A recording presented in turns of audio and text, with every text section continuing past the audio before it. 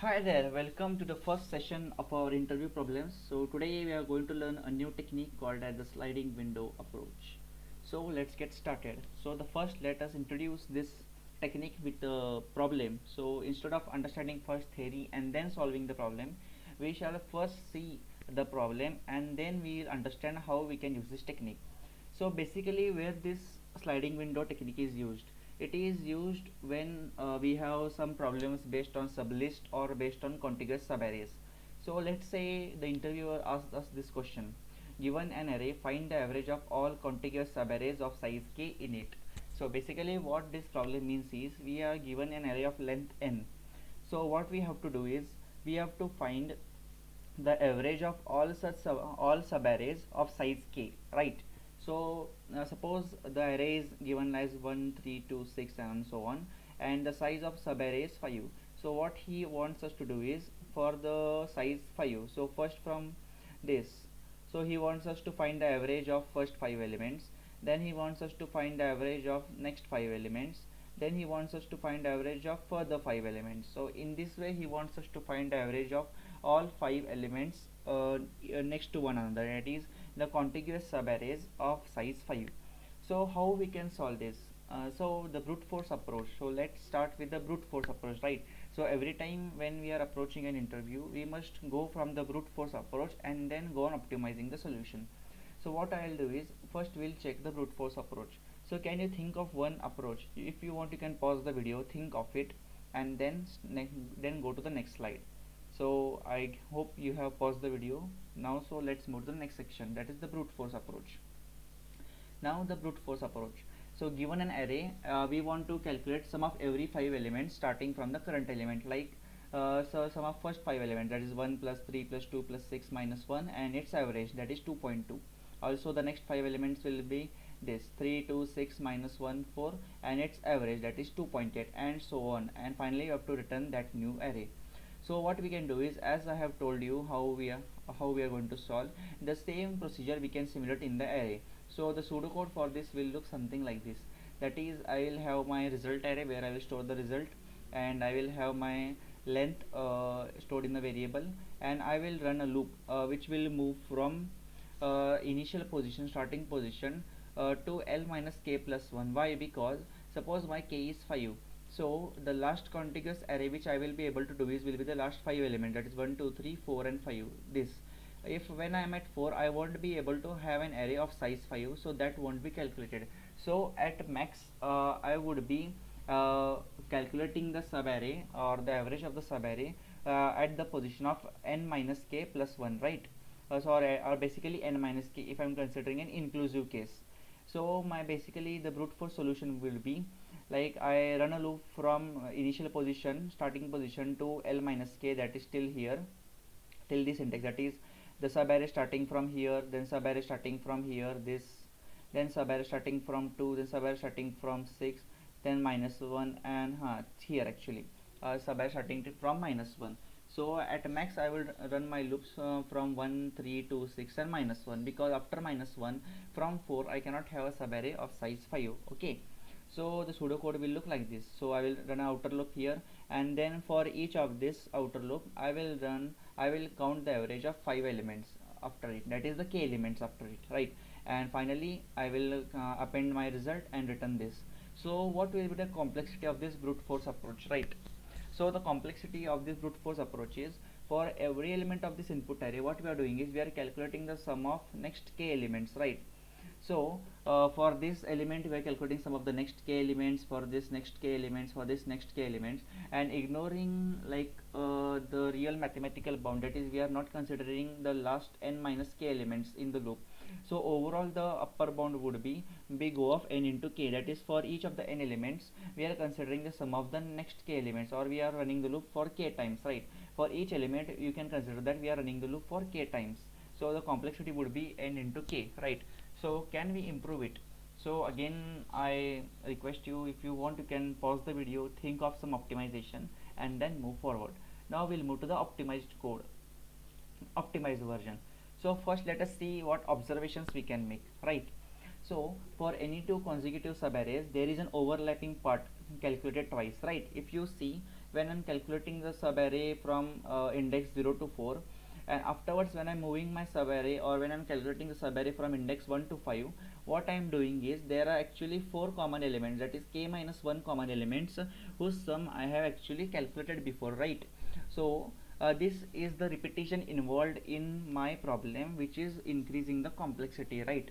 I hope you understand what I'm trying to say. So for subarray from 0 to 4, there are common elements which are calculated again when we are doing the calculations for subarray 1 to 5, right? So how we can make it more efficient? If somehow we can stop these extra calculations, then we will be able to reduce the complexity of the problem, right? You understood which statement is taking the most time complexity, so that is the repeated calculations here for the part of that subarray, right? If we are able to reduce that repeated calculations, we have easily reduced the complexity, right? So how we can do is, what we can do, that is when we move to the next subarray, that is now from here we'll see how the sliding window comes in action. Now that is when we are moving from subarray 0 to 4 to subarray 1 to 5, basically what we're doing is, we'll assume this as a window, right? Subarray 0 to 4 is a window of size k. Now when we are moving this subarray from 0 to 1, that is actually we are sliding the window. That is my window now, which contains from 1 to minus 1, it slides to 3 to 4, right? Now when this window is sliding from 3 to 4, now actually in the previous window what I'm having is, I'm having sums of the all the elements from index 0 to 4.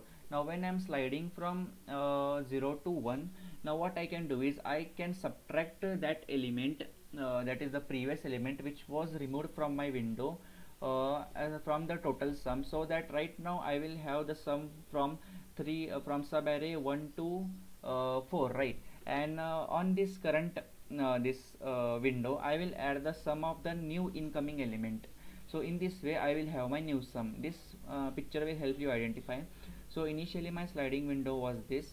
Now when I slide here, what I am going to do is, I am going to eliminate this sum, that is 1. I will draw it for you. A minute where this drawing is.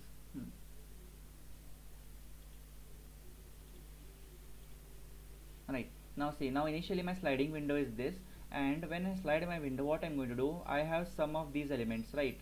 I have some of these elements. Now what I'm doing is, when I slide my window, I eliminate this sum, and afterwards I eliminate this sum and I add this sum, right? I add the new element which is coming. So what I do is, when I slide my window from 0 to the next element, I am removing the element, or subtracting the element which is removed by this sliding window, and I am adding the new incoming element. So when we move to the next window, we just remove the element going from the window and add the element which is coming into the window. So basically this is nothing but the sliding window approach, as you can see. So basically this is nothing but a sliding window approach. I hope you understood what is sliding window approach. It is nothing but, in the current window, when you are moving to the next window, we do some operations. That is, in this case what we are doing, we are subtracting the element which leaves the window, and we are adding the element which enters the window. In this way we are scanning our array exactly once, right? Since we are scanning our array exactly once, our complexity reduced from big O of n raised to k to n into k to big O of n. So this was the basic introduction to the sliding window. Now we shall solve more complex problems, but before that I wanted to solve this problem on LeetCode. So here's the link for this problem. I shall put it in the description to this link. Now what's next is, I want you to solve this problem, and I shall share the solution in the next slide. So before seeing the solution, I want you to stop the video, go on the LeetCode, try to solve this problem, and later on see this solution. So this is the solution. I won't be explaining again in detail. I hope you might have understood the sliding window approach. Basically it is two steps. So when the window slides, you do some operations on the element which is removed from the window, and later on you do some operations on the element which is added to the window. So basically that is the sliding window approach. So for this previous problem, this problem is a bit modification. Here on this problem we return the array, but on LeetCode problem we have to return the maximum. It is nothing but just one extra step. So what it is doing is, first I will initialize my answer as negative infinity. So for each window I will go on adding the elements.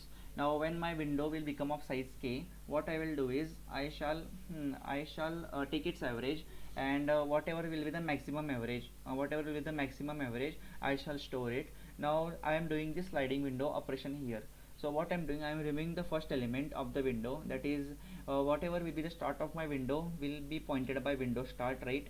So I am removing that element from my window sum, and now I am moving my window to the next, so that is my start will be incremented by next, and afterwards I am going adding my elements and so on. So this is also a bit of like pipelining action, you can see, like for each of these things, what I can say, like for each of the for initial k elements, there will be no if condition executed. After that, for each element we are going to execute this condition, and finally whatever will be the maximum, I shall return it. So basically this is what the sliding window approach is. I hope you understand, I hope you understood this problem and the concept involved. We shall solve more problems. Do comment your views about this or any doubt you have. I shall try to solve as soon as possible, or even my subscribers can solve them. Thank you.